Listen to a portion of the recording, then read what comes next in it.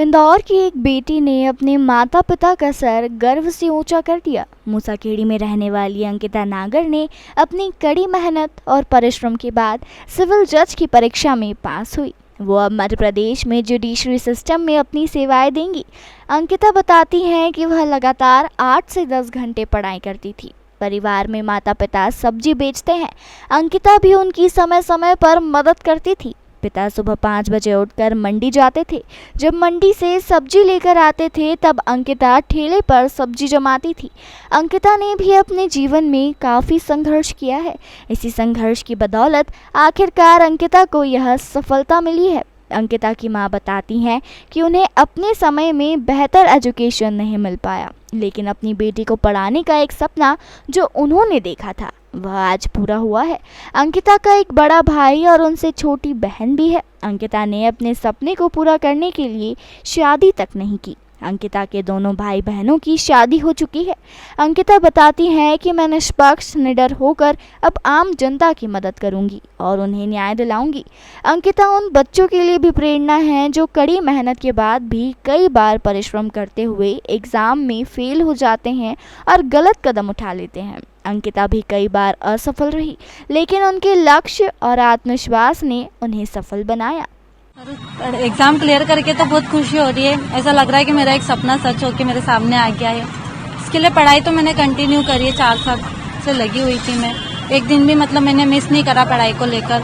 और जब मेरा रिजल्ट नेगेटिव भी आता था तब भी वो तो मेरे लिए एक ट्रिगर रहता था कि अब आगे फिर से बढ़ना है। तो उसी बीच में मैं तैयारी हुई है। लॉकडाउन में रहता था, पर लॉकडाउन तो मेरे को ऐसा लगा कि मेरे लिए एक सुनहरा सपना बनकर आया था, क्योंकि उसमें मेरे को हर एक अपॉर्चुनिटी मिली थी।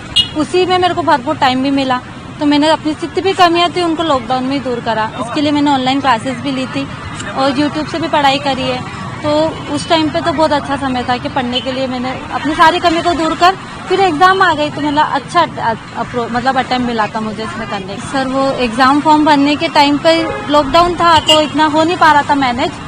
तो मम्मा ने 500 रुपये दिए थे तो उसमें फॉर्म नहीं भर पा रहा था। मैं कह रही थी इतने में हो जाएगा क्या, तो मैंने बोला नहीं हो पाएगा, फॉर्म नहीं भर पाएगा।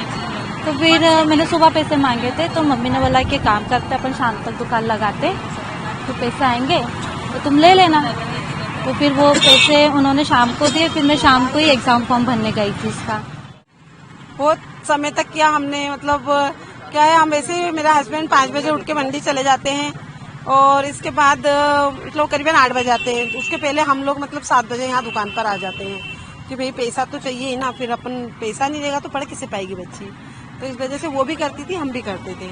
क्या है, लॉकडाउन था तो पैसे नहीं थे। अब उसने पैसे मांगे 800 रुपये, थे 500 रुपये। और फिर क्या, हम लोग इतने पढ़े लिखे नहीं है तो पता भी नहीं कितना क्या लगता है। हम यही सोच रहे हैं कि भाई हर कभी पैसे क्या देना।